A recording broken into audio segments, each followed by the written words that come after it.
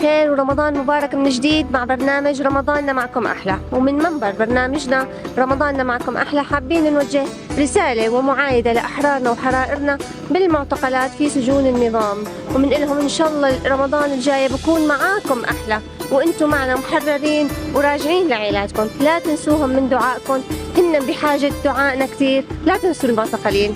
تابعوا معنا حلقة جديدة من برنامج رمضاننا معكم. كل عام وانت بخير ورمضان مبارك. مبارك علينا وعليكم. تعرفني عليك أكثر؟ محمود مصطفى غنيم، مدينة عزاز. الأصل من عزاز؟ نعم. أي صف أنت يا؟ صف 20. رح أسألك سؤال ديني، كيفك مع المعلومات الدينية؟ ماشي شيء يعني إن شاء الله ماشي حال. قبل شوي كنت عم تقول لي حافظ قرآن. نعم. كم جزء حافظ؟ حافظ قرآن كاملا. ما شاء الله ما شاء الله. لازم بيطلع لنا هلا كمان للمتابعين نسمعوا صوتك بالتجويد بالقرآن الكريم بإذن الله. نشجعوك كثير إن شاء الله. طيب بدي أسألك سؤال هلا. السورة الوحيدة التي لا تبدأ بالبسملة؟ سورة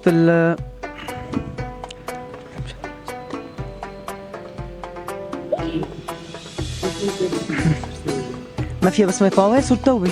صحيح. طيب أي سورة، هذا له تتم السؤال، أي سورة ذكرت فيها البسملة مرتان؟ سورة النحل.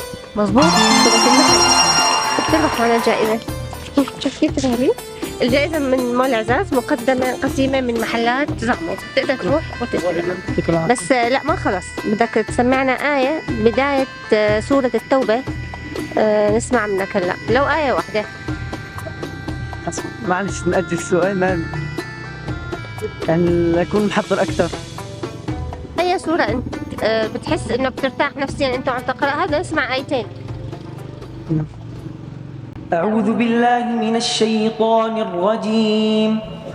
مثلهم كمثل الذي استوقد نارا فلما أضاءت ما حوله ذهب الله بنورهم وتركهم في ظلمات لا يبصرون. صم بكم عمي فهم لا يرجعون. أو كصيب من السماء فيه ظلمات ورعد وبرق يجعلون أصابعهم في آذانهم من الصواعق حذر الموت والله محيط بالكافرين.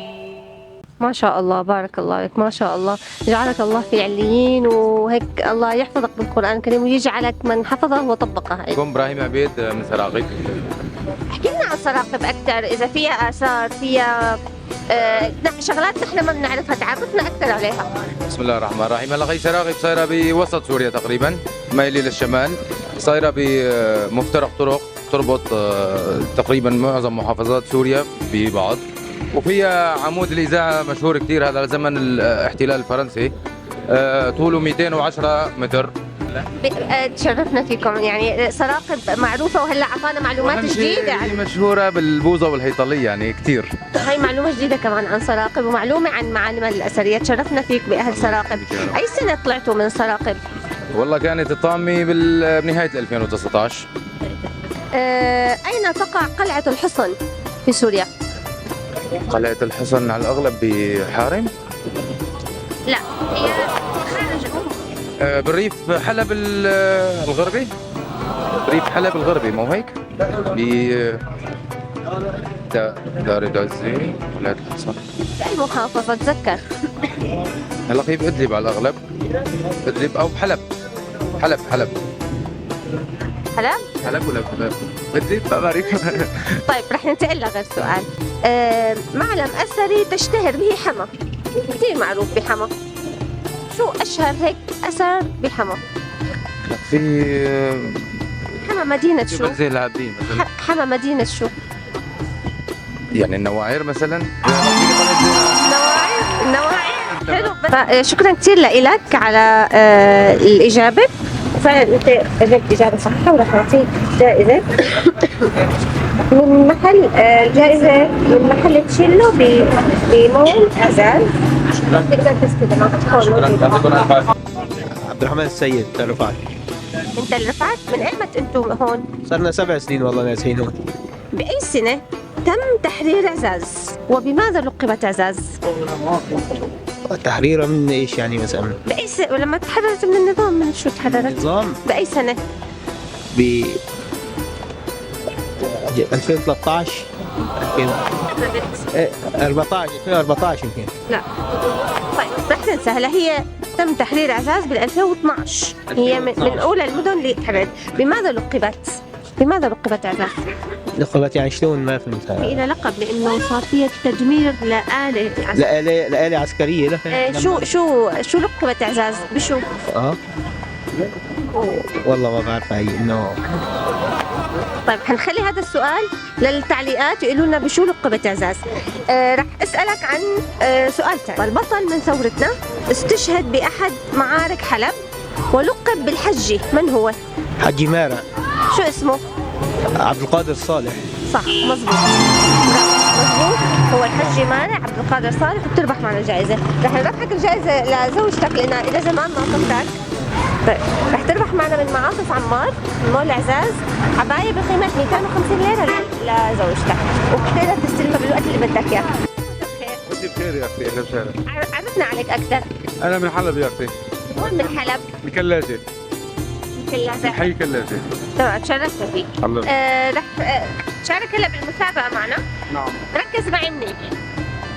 فنانة سورية ثورية، وابنة فنان سوري، ووالدتها أيضا فنانة، تركت سوريا بسبب مواقفها الثورية، ودائما تحمل قضية المعتقلين.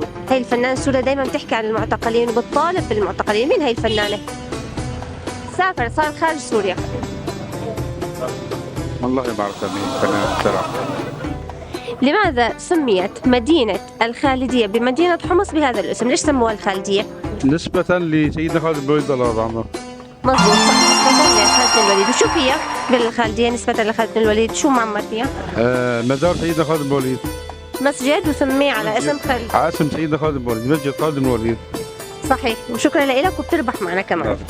بتربح من سلوان، بس هذا سلوان بمول سقيط، مو بهذا المول، بمول سقيط. والمول سقيط وين محله؟ مول سقيط. جائزة بقيمة 200 ليرة، بتربح حذاء من عند مول سقيط. شكرا على حضرتك. ابراهيم الزعيم الظاني. من وين انت؟ من حلب. اي مكان بحلب؟ مريف حلب الغربي، بصرطون. شرفنا فيك. لكم زمان مهجرين لهون؟ صلنا 4 سنوات. شو تغير عليكم بالتهجير؟ شو اللي حسيته صار انه بتفتقد له بمدينتك؟ انه حسينا بالغربة والوضع، يعني انه بلدنا كمان ما هي بلادنا، يعني هون مهما كان انه كانت منطقته غير، هزون دائما انه قريب. فنانة سورية ثورية، ابوها فنان وامها فنانة، بس هي معارضة للنظام ودائما بتدافع عن قضية المعتقلين. تعرفها من هي الفنانة؟ طلعت خارج سوريا. لا ما بعرفها. ما بتعرف. طيب تعرف شوي عن المدن السورية، عن المحافظات؟ ما اعرف. وين بتوقع قلعة الحصن؟ قلعة حصن في حماه. في حما ولا بحمص؟ حما ولا بحمص؟ قلعة الحصن حمص. حمص يعني شوي بنضحك لك. اعطيني معلم اثري بتشتهر في حمص، هيك دائما بنشوفه مرسوم على حمص.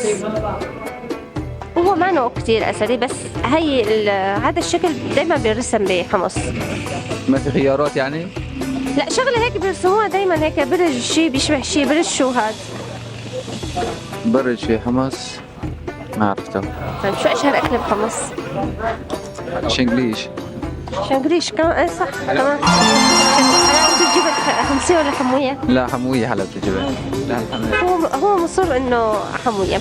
جائزة بقيمة 150 من شهبتك بمول عزاز، تستلم جائزتك من مول عزاز من شهبتك. بالاول عرفني عليك. أنا عبدو حمادة من مدينة عزاز. الإقامة الحالية أنا مقيم باسطنبول، بس هون زيارة بسبب الزلزال وهيك أمور بتعرفي. أهلا وسهلا فيك. 6:15 هذا اسم شارع بأحد المحافظات السورية. تعرف وين هي المحافظة؟ 6:15 ممكن دمشق؟ لا مو دمشق. متى استشهد عبد الباسط الساروت؟ بأي عام؟ بسنة 2020. 2019. 2019 صح، في 2019 استشهد عبد الباسط سالم. من وين عبد الباسط؟ من أي مدينة؟ من مدينة حمص. من مدينة حمص صح. اقتربت معنا قسيمة من طاولة بسما كافيه بقيمة 100 ليرة. تعرف عليك من وين؟ عمار شبك من حلب. من وين من حلب؟ من أغير. شرفنا بمعرفتك. احكي لنا أكثر عن مدينتك، شو فيها معلم أثري، فيها شيء رمزي معروف عنها؟ إيه بكلمك أنا. حلب فيها أول شيء قلعة حلب، ثاني شيء الجمل الكبير، ثالث شيء السوال المدينة، رابع شيء فيها أولياء صالحين. الأولياء الصالحين يعني قدس الله أسرارهم العليا كثير موجودين بحلب. قديش إلك نازح لهون؟ والله نازح يعني صار لي أكثر من سنة، أنا كنت بتركيا وطلعت من تركيا، تميت تركيا 7 سنين و4 أشهر ونزلت صار لي بيجي سنة ونص هون بعزاز. شو اللي اختلف عليك الأجواء رمضان بين مدينتك الأصلية وبين بعد نزوحك؟ شيء بتفتقد يعني بتفتقد له، بتقول إنه هديك الأيام كانت إيه بحكي معك. شوفي أنا بالنسبة لي كان يعني أكلي وشربي ومنامتي مأمنة بحلب، بأكلي على حساب أبوي على حساب العيلة، أحلى طبخ. بس أما هون ما يعني هون أنا ساكن فندق لوحدي عزابي، هون ما نزلوا معي أهلي من تركيا، أنا عزابي. مفتقد للمة يعني؟ إيه لك، وكل شيء بدي أدفعه يعني، حتى حي الله شغلة بسيطة بندورة برتقان بدي أدفع أنا، وأنا ما بشتغل من قبل العيد كبير لله. فقال لي صحيح تحولوا لي بس أنا باكل كثير، فهمت شلون؟ باكل كثير ما بتقضي معي وما في شغل هون. ننتقل هلا للسؤال، أسألك تربح معنا؟ تفضلي. أين يقع مدرج بصرة الأثري الشهير؟ درعا، مدينة درعا، شغلة واضحة. صح برافو، إيه. ربحت معنا. إيه يا رب. هدية من مول عزاز من محل نيولوك. يعني ايش الهدية؟ ما فهمت ايش الهدية؟ هدية من محلات نيولوك بمول عزاز. تعرفنا عليك؟ خالد حمشو. من وين أنت؟ من مناف. من مناف؟ قرية مناف. هلا نحن بنسمع عن مناف بس بنعرف عنها بس اسمها، يعني تحكي لنا عنها أكثر، بشو مشهورة مناف؟ فيها معالم أثرية، فيها شيء مشهورة فيه أكثر شيء؟ مناف هي مدينة قديمة، قرية قديمة، فيها جامع العماري قديم كثير. شو بتشتهر مناف أكثر شيء كزراعة كتجارة؟ هي أصلا اسمها مناخة. إيه؟ يعني بزراعتها.